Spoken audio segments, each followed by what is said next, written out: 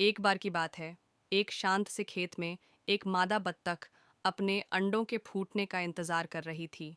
एक एक करके 9 प्यारे से पीले रंग के बच्चे बाहर निकले, लेकिन आखिरी अंडे से निकला बच्चा थोड़ा अलग था, बड़ा था, भूरे रंग का और बाकी बच्चों से बिल्कुल अलग।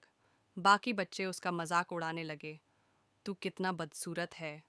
दुखी होकर वो छोटा सा बच्चा सब कुछ छोड़कर वहां से चला गया। चलते चलते वो एक नदी तक पहुंचा, जहां सुंदर सफेद हंस तैर रहे थे। वो उन्हें देखता रहा, काश मैं भी ऐसा होता। फिर उसने पानी में झांका और हैरान रह गया। वो अब खुद एक खूबसूरत हंस बन चुका था।